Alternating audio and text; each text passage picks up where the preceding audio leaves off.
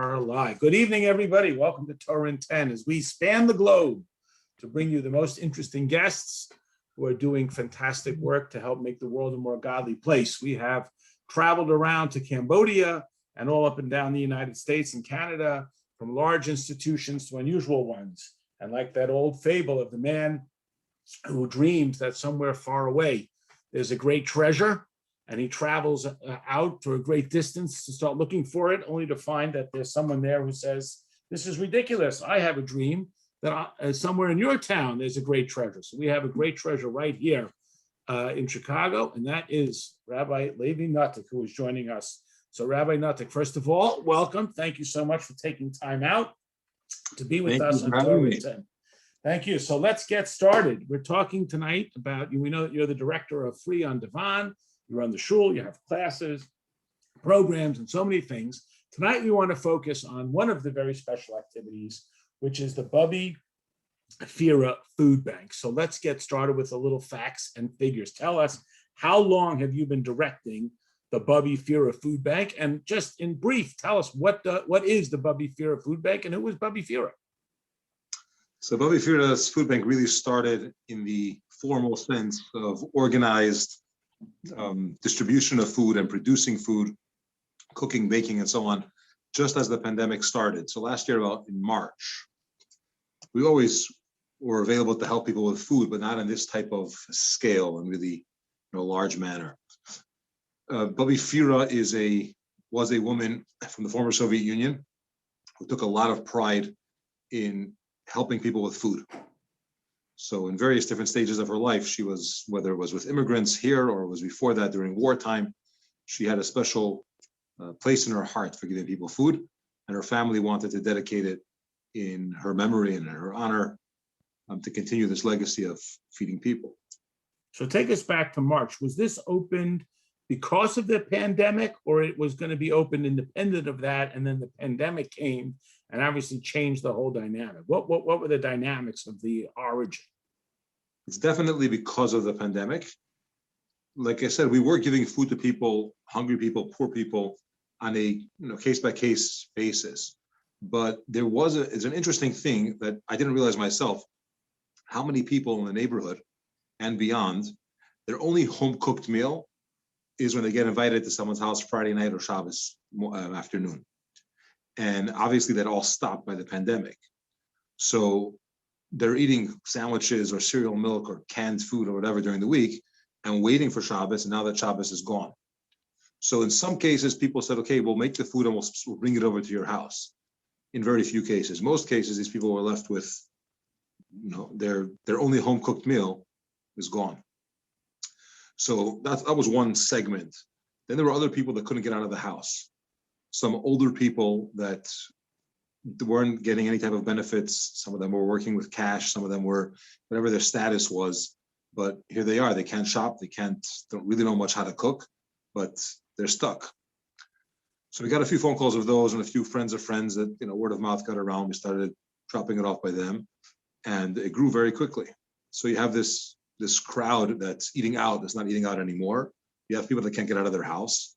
And then unfortunately, you have people that are struggling financially before the pandemic, and all of a sudden this extra kick is really too much for them to handle. So walk us through some of the mechanics. Where is the food bank? Where does it happen? Where is it at? So there are three parts to the food bank. There's the pantry, where people could get non-perishables, canned goods, cereals, oatmeals, jams, butters, whatever else, peanut butters. That's at the shul. We have a special room for it. On Divan. Yeah. Then there is cooked food that we make ourselves. So we have a kitchen. We have two chefs. A bunch of walls are lined with fridges and freezers, ovens, and we're constantly making food. And that's also on Divan Avenue in your facility? Yes.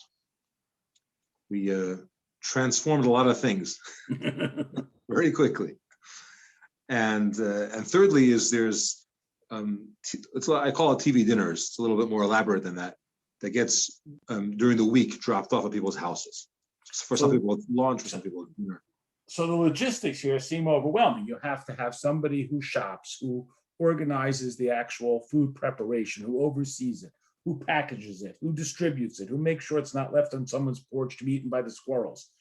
Is that all on your plate, pardon the pun, or is that somebody else that is designated exclusively to taking care of this project?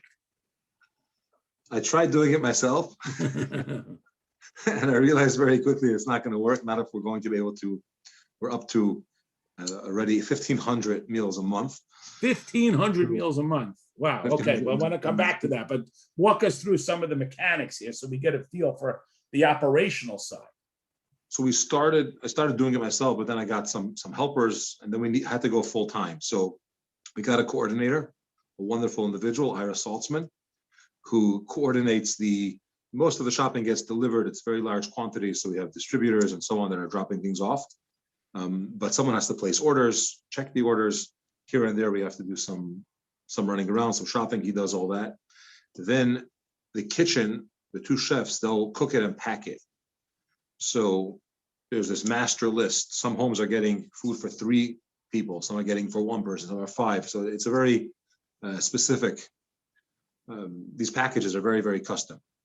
Then there's some allergies that we try to be cognizant of. Certain people can't eat certain foods. So everything is, there's constantly checking the list and who's getting what and what types, and this one can't have this and so on. Then there are 2 categories. One is pickup and one is delivery. So a lot of people more and more are able to come by and pick it up. And then there's representatives of different buildings. So we'll come to a certain building with a list of names and cases of packages, and then the representative will go and deliver it to all those doors. So our volunteers don't have to go from door to door. So how many different stops? Let's talk at the high point in the beginning of the pandemic, at the high point before people were going out. How many different stops and how far out do you go? Do you go 5 miles? Do you go 20 miles? How far out are people getting food, literally their sustenance, from the Bubby Fira food bank? Chicago, Skokie, Northbrook, Highland Park, how far out are you going? You're on mute, Rabbi, you muted yourself. There are a lot of pickups, but drop-offs are going all the way till just past Uptown. So it's technically Lakeview, Irving Park. There are a lot of senior buildings all along Lakeshore Drive, from East Rogers Park and Uptown and all the way to Lakeview. And then, of course, in West Rogers Park itself, there's many homes and several buildings gets dropped off. So these numbers of stops are changing. I have to get exact numbers. Are probably in the area of 50 or 60 a week. 50 or 60 stops, and a volunteer goes to 5 stops. He goes to 30 stops. I mean, this is a massive operation of just coordinating. And you got food, you got spoilage, you got refrigeration. I mean, how is this coordinated? This Iris Saltzman, and is this volunteers? Give us some of the dynamics and the logistics there. Okay, so the biggest help is someone that comes to get food for themselves. They'll take a few packages for people that live in their area. The other miracle was that it was gradual. We didn't start 1,500 in day one. I think the first time we did it was like 30. And then slowly it went up to larger amounts, and we grew with it. The larger buildings are getting, some of them are getting even 75 meals. Wow. Some of these buildings. And those 75 meals are for how many people approximately? Is that for 20 people? Is that for 50 people? Is that for one person who's real hungry? 75 meals is for 75 people. So some 75 of those, people. Some of them are couples. In the buildings, it's more either couples or singles. In the apartments and more local, it's families. Mm-hmm. We found an interesting thing that on a month that you have a 5th Shabbos, so if it's a larger month, it's 30 days or whatever, the requests will go up, temporary requests. So people that are barely managing, you throw in another Shabbos to their month, they're stuck. And the problem is we get those requests Friday afternoon in some cases.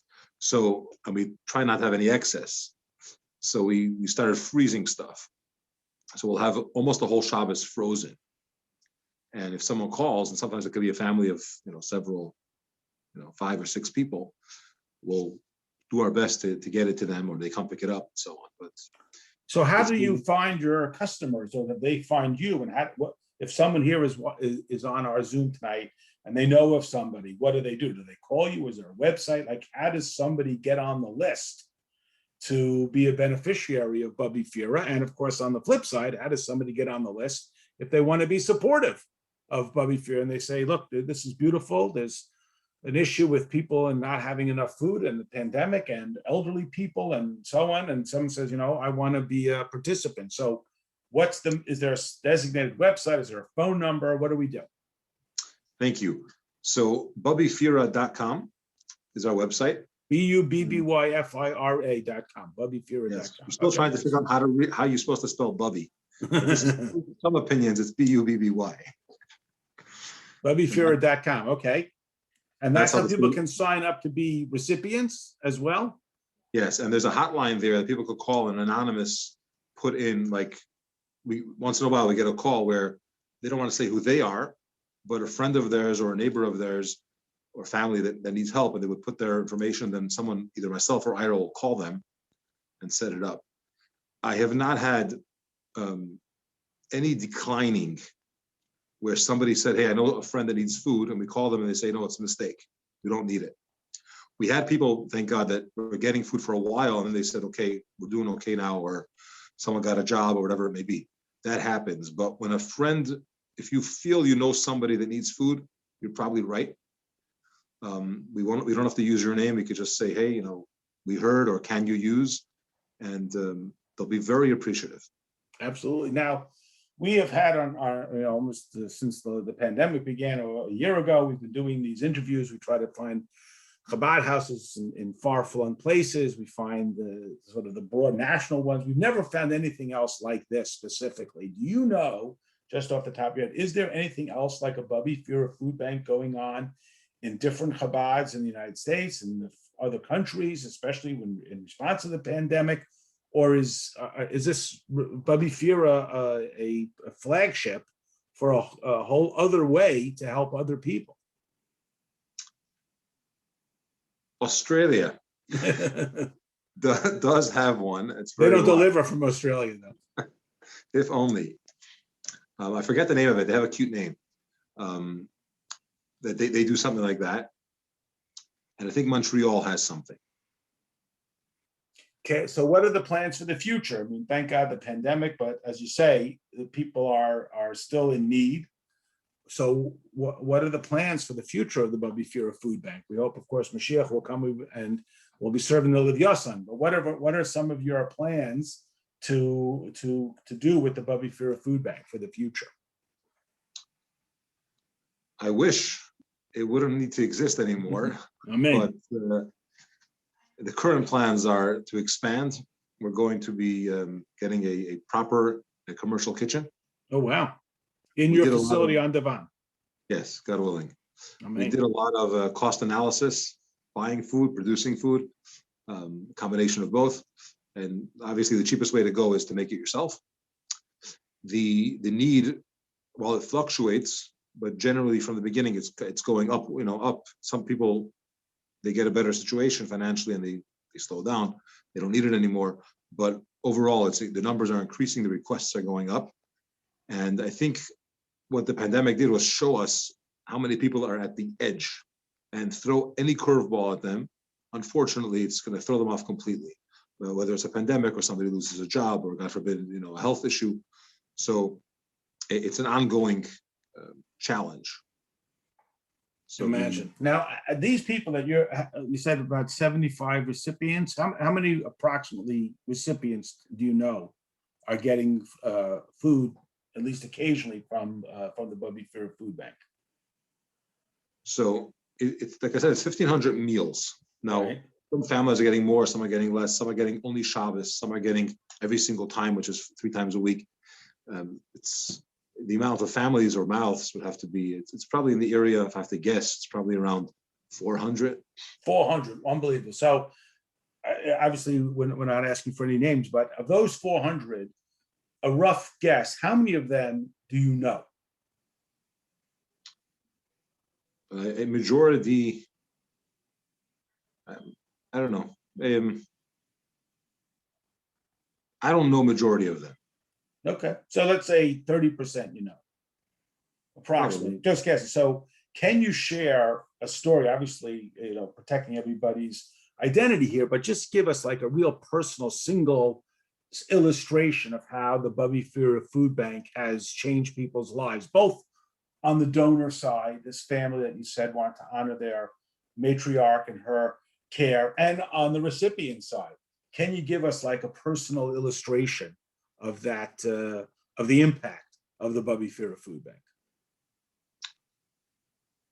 One that really was touching, there's a single mom and her son who were recipients initially, and then she got a better job. She was driving in from Libertyville. Oh my. To peel eggs with her son for the food bank. So she would come and literally, I mean, she still does, once a week, come and sit down and just peel eggs for a whole evening, as her way of giving back, because she got food in the beginning, and now she's, Baruch Hashem, she's fine. Wow. But she was the From Libertyville. How did she even hear about you all the way in Liberty? A friend of hers reached out and said, the situation, and it was a difficult separation there, a divorce, and she was stuck financially, literally for food, and we took care of that. That's one story. There's, without divulging any names or there are people that look and act as if everything is fine, but they don't have a proper Shabbos in their house.